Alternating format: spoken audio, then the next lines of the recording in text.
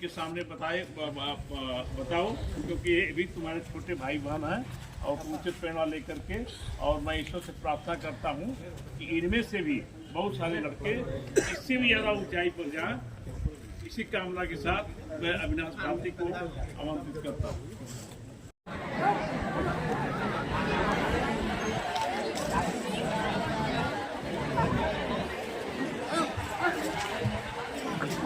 सबसे पहले तो मैं इस माता तपेश्वरी कैंपस की मिट्टी को सादा नमन करता हूँ, और यहाँ पर जितने भी मेरे प्यारे छोटे भाई और बहन हैं मैं उनके लिए आगे बढ़ने की शुभकामनाएं देता हूँ। और जितने भी मेरे टीचर हैं जो यहाँ पढ़ाए हैं, जो मुझे नहीं पी पढ़ाए हैं, उनको चरण स्पर्श जिन्होंने मुझे बुलाया, क्योंकि मुझे बहुत जगह से बुलावा आ रहा था कि अविनाश आओ आओ आओ, लेकिन मैं जाऊँगा तो सबसे पहले अपने स्कूल पे जाऊँगा जहाँ से मैंने क्लास 6 से लेकर 7th 8th 9th 10th तक पढ़ाई किया। और तो मैं तो बहुत सौभाग्यशाली हूँ कि मैं माता तपेश्वरी कैंपस की मिट्टी में पढ़ाई किया हूँ। मैं कहता हूँ कि मेरी 2 चीज़ें हैं जो बहुत इंपॉर्टेंट है। एक मेरी माँ, जो मेरे पिताजी है, जो काफ़ी मुझे सिखाया। दूसरा एक कैंपस है। मैं तो कहता हूँ कि ऐसा नहीं है कि आप इंग्लिश मीडियम में पढ़ के अच्छे बन सकते हो, आप यहाँ से भी पढ़ के बहुत ऊंचाई तक पहुँच सकते हो। मैं आपको थोड़ा बता दूँ अपने बारे में, थोड़ा जान लो आप कि मेरा अविनाश भारती है। मैं ग्राम हैदरगंज पोस्ट मट्टे हूँ, जिला गाजीपुर, पिन कोड 233226, आपको पता ही होगा, यहाँ रहने वाला हूँ। लेकिन अभी वर्तमान समय में दिल्ली में रहता हूँ, पढ़ाई करता हूँ, सिविल सर्विस के लिए तैयारी कर रहा हूँ, IAS ऑफिसर के लिए।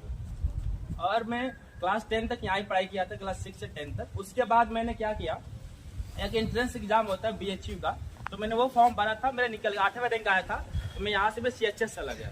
फिर वहाँ पर मेरे 93 मार्क्स आए थे, तो फिर मैं DU चला गया वहाँ पढ़ाई करने के लिए, हिस्ट्री ऑनर्स से। वहाँ DU से मैंने क्रोड़ीमल कॉलेज से मैंने हिस्ट्री ऑनर्स किया, वहाँ मास्टर भी किया। उसके बाद कि मैं हॉस्टल लाइफ में रहता था। जब मैं 2019 में हॉस्टल लाइफ ख़त्म किया, जब मैं घर आया तो अपने मम्मी पापा से प्रण लिया था कि अगर जब भी अपने गांव में आऊँगा, अपने हैदरगंज में या मर्दा में, या तो IAS ऑफिसर बनकर आऊँगा या तो कौन बनेगा करोड़पति खेल कर आऊँगा। वहाँ पर गया तो मैं हॉस्टल लाइफ छोड़ दिया। उसके बाद मैंने किराए पर रूम लिया वहाँ पर। जो भी घर में माताएं काम करती, जो बहनें काम करती हैं घर, मैंने हर चीज़ किया। खाना बनाना सीखा, रूम कैसे साफ करते हैं, पोछा लगाना कैसे सीखते हैं, मैंने हर काम किया। वहाँ पे क्या था कि मुझे खाना बनाने आता नहीं। जब कोविड लगा तो सब बच्चे घर आ रहे थे हर जगह से कि नहीं अब मुझे घर जाना है, सब लोग घर आ रहे थे। जो भी काम मजदूर करते वो भी घर जा रहे थे, लेकिन मैं घर नहीं आया, क्योंकि अपने आप से प्रण लिया था, अपने माँ बाप से प्रण लिया था, नहीं मुझे कुछ करके ही आना किसी भी हाल में। क्योंकि जब मैं जहाँ खाना खाता वहाँ सब मेरे मेस बंद हो गया था, तो सबसे पहले मैंने अपनी मम्मी पापा से बातें करके, दीदी पे कॉल पे बातें करके खिचड़ी बनाना सीखा था। अब ये था कि नहीं, अब मेरा भी होता था मन, नहीं घर चले जाओ, लेकिन नहीं, मैं अपने आप से प्रण लिया था नहीं मुझे कुछ अच्छा करके ही जाना है। ऐसा कभी होता है ना कि अब जब डिमोटिवेट होते हो उतनी अब क्या करें। तो मैंने अपने मम्मा के लिए एक पोयम लिखा था, मैं हमेशा उसे गुनगुनाता था कुछ करने के लिए, नहीं मुझे रुकना, मुझे करना अपने आप का। मैं सुनाता हूँ, मैं ऐसे लिखा था कि मैं उस आंखों की रखवाली हूँ जब खेला करता उस आंगन में। मैं उस आंखों की रखवाली हूँ जब खेला करता उस आंगन में। चोट मुझे थी लगती, आंसू थे उन आंखों में। मेरी माँ आज भी राह देख रही थी घर लौट कर मेरे आने का। मेरी माँ आज भी राह देख रही थी घर लौट कर मेरे आने का। मैंने माँ से बोला था, माँ या तो मैं कौन बनेगा करोड़पति खेल कर ही आऊँगा, या तो IAS ऑफिसर बन कर ही आऊँगा उस आंगन और गलियारे में। तो ये अपने आप से गुनगुनाता था। जब मुझे लगता नहीं हो पाएगा, लेकिन क्यों नहीं कर पाऊंगा। मेरा मानना यह है कि हर जो इंसान वो काम पर पहुंचा, वो भी उसके पास 2 आंखें 2 कान है, सब हमारे जैसा, वो भी अपने माँ के 9 महीने घर में रहे, हम भी रहे। जो वो सामने वाला कर सकता हम भी कर सकते हैं। अगर आप किसी भी कारणवश आर्थिक रूप से सक्षम नहीं हो, लेकिन यकीन मानो अगर आप अपनी मेहनत पर चल दिए ना, आप जरूर पा जाओगे। मेरा मानना है कि अगर आप किसी भी काम को निकल चाहे हो ना, वापस मत आओ। क्या पता जितना समय आपको वापस आने में लगे, हो सकता है कि उतना समय आप वहां तक अपनी मंजिल तक पहुंच जाए।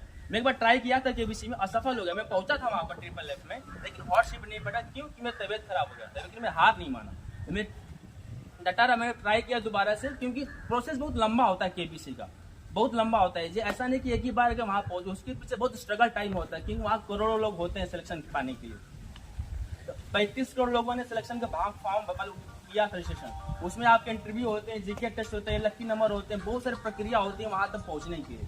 तो मैंने हर प्रक्रिया पार करके पहुंचा। इसके बाद आज मैंने कोचिंग नहीं लिया सब चीज़ों में। मैं दिल्ली में पढ़ाई करता हूँ, सिविल सर्विस लाते पढ़ाई, मैंने 1 रुपये भी कोचिंग नहीं लिया।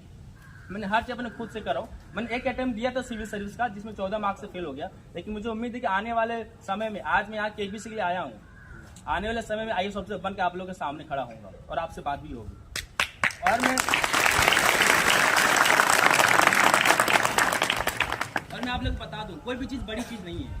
हमें लगता है कि ये चीज़ बड़ी है, लेकिन यकीन मानिए जैसे आप ठान लोगे ना, ये मुझे करना है किसी भी हाल में।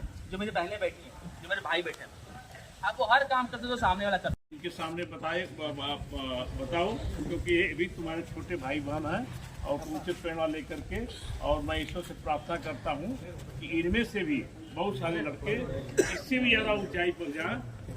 इसी कामना के साथ मैं अविनाश भारती को आमंत्रित करता हूँ।